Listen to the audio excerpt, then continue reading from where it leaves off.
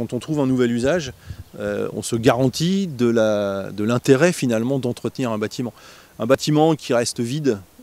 qui reste là juste pour sa fonction patrimoniale, c'est toujours compliqué quand on a des choix stratégiques à faire en matière d'investissement budgétaire pour une collectivité, de mettre l'argent là,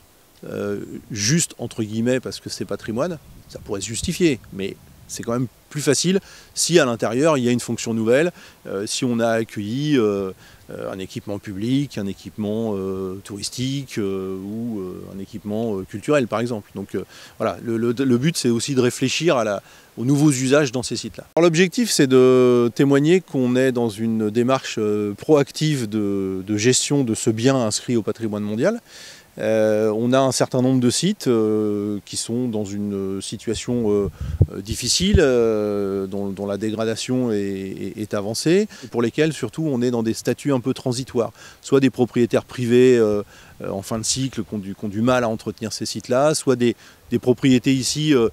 qui font partie du patrimoine d'une grosse institution, Maisons et Cités, mais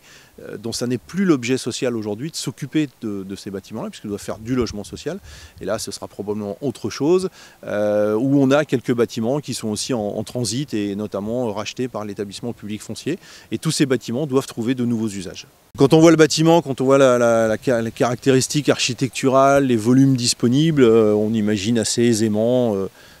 mais sur le papier c'est toujours plus facile, on imagine peut-être un restaurant, un bar,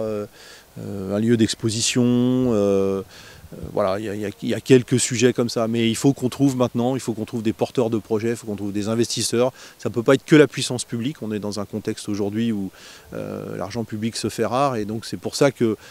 l'appel aux dons via la Fondation du patrimoine, c'est important, c'est témoigner qu'il y a une adhésion de la communauté nationale au maintien et au respect et à la mise en valeur de ce patrimoine-là, et aussi, si possible, via la défiscalisation qui est évidemment liée aux dons,